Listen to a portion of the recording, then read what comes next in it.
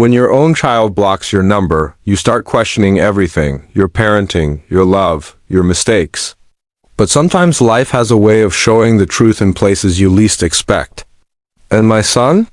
He never imagined that the next time he'd see me would be in a courtroom. My name is Robert Hayes, a 68-year-old retired contractor from Ohio, and I never thought I'd live long enough to watch my only son, Daniel, turn into someone who saw me as a burden instead of a blessing. Someone who believed lies whispered into his ear. Someone who blocked my number like I was some unwanted spam caller instead of the man who raised him through poverty, storms, and sleepless nights. It didn't happen suddenly. It happened slowly, painfully, like a rope being pulled from both ends until it finally snaps. It began when Daniel married a woman named Vanessa, a smart but deeply insecure person who saw my bond with my son as competition instead of connection, who interpreted every piece of advice as interference, who slowly, quietly planted the idea in Daniel's mind that independence meant cutting me out entirely. I noticed a change in his voice first, from warm to formal, from son to stranger, and then the changes in behavior began. Calls grew shorter, visits stopped, holidays became awkward. And soon I was being told things like, "Dad, we're busy," or, "Dad, you don't need to come over," or worst of all, "Dad, we need some space." I tried to give them room. I tried to stay calm. But deep down, a father knows when his child is being pulled away. The final blow came one Friday afternoon when I called Daniel just to check in, and the call went straight to an automated voice. "This number has been blocked." I froze. My throat tightened. The world felt small and suffocating. I couldn't understand it. What had I done wrong? Why didn't he talk to me? Why would he cut me out of his life without warning? I spent that night pacing my living room, replaying every memory, every conversation, wondering where everything had gone wrong. For days, I tried calling from my landline, from a friend's phone, each time blocked. I drove to his house, but Vanessa met me at the door with a cold, unblinking stare and said, "Daniel doesn't want to see you. Please leave." She didn't let me speak. She slammed the door in my face. I stood there, hands shaking, staring at the wood grain of that door like it was a wall between me and the life I once had. Weeks passed. I heard nothing. I didn't even know if my son was okay. I sent letters, emails, messages through mutual relatives. None were answered. Some came back unopened. I fell into a quiet depression I didn't admit to anyone. I felt old, useless, discarded.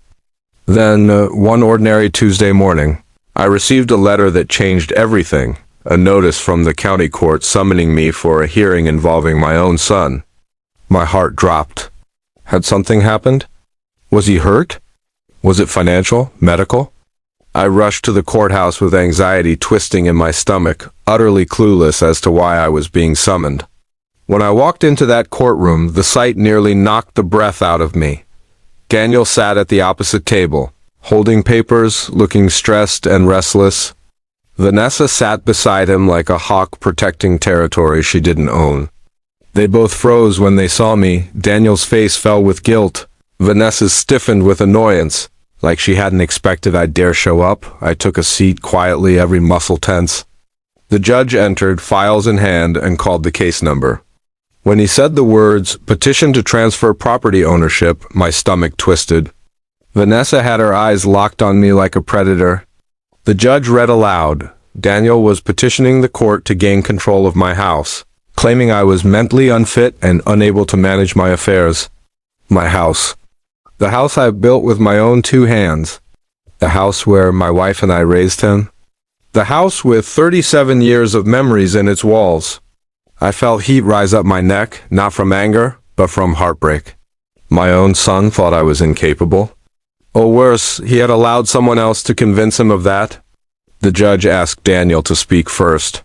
He stood, rubbing his palms nervously, and said, "Your Honor, my father has been struggling. He's not safe living alone. We're trying to help him." His voice lacked conviction. He looked everywhere except at me. Then Vanessa stood, ready to perform. "Your Honor," she said boldly, "he forgets things. He mismanages money. He can't take care of the property." My husband and I are just trying to make sure he's protected. Protected. That word made me want to laugh and cry at the same time. I sat there silently as she painted me as some confused old man who could barely function. The judge looked toward me and asked if I had representation or if I wished to speak. I rose slowly, gripping my cane not for support, but to keep myself from shaking with emotion. Your Honor, I began, my voice steady but heavy. I am not confused. I am not incapable. I am not suffering from memory loss.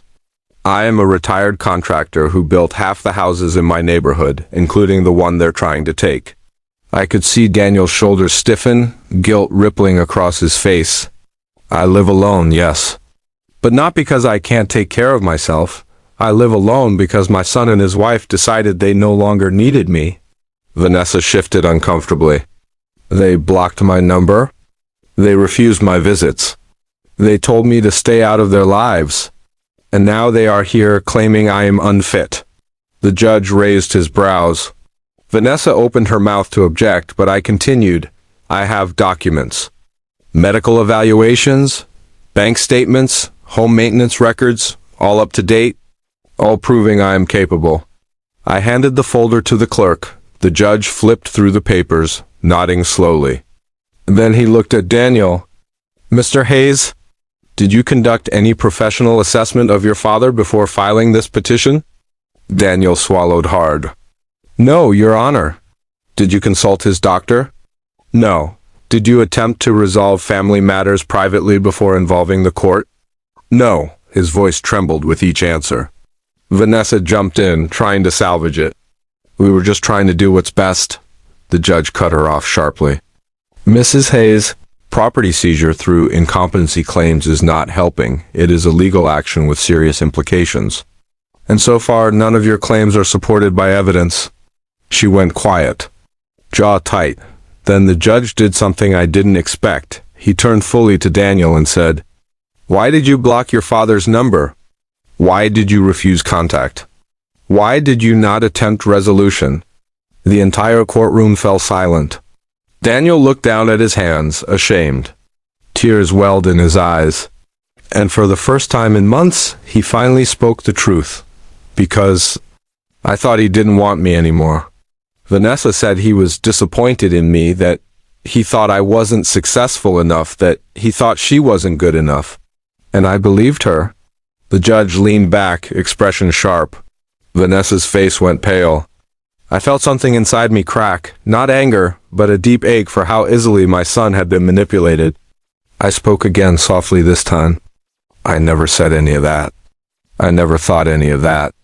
You blocked me before I even had a chance to talk. Daniel's shoulders shook as he whispered, I'm sorry, Dad. I'm so sorry. The judge dismissed the petition immediately, stating that the case had no grounds and was an inappropriate use of the court's time. As the courtroom emptied, Daniel approached me, eyes filled with shame. Dad! I don't know what I was thinking. I looked at him, and even though I was hurt, even though I felt betrayed, I placed my hand on his shoulder and said, Son, you lost your way, but you can find it again. He broke down crying. Vanessa stood behind him, silent, exposed, her plans shattered in a single afternoon. That day changed everything. Daniel moved out temporarily, sought therapy, reconnected with me slowly and painfully. Vanessa eventually apologized, realizing the damage she caused out of fear and insecurity. And me? I learned that sometimes you don't need to chase people who walk away. Life has a strange way of bringing truth to light. My son blocked my number, but he never expected the truth would catch up with him in court.